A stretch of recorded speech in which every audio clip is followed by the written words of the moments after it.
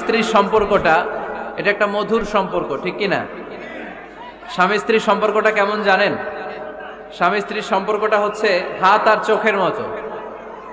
হাত ব্যথা পেলে চোখ দিয়ে পানি ঝরে, আবার চোখ দিয়ে পানি ঝরলে হাত সেই পানি মুছে দেয়, ঠিক কি না? স্বামী আর স্ত্রীর সম্পর্কটা এরকম হবে, হাত আর চোখ।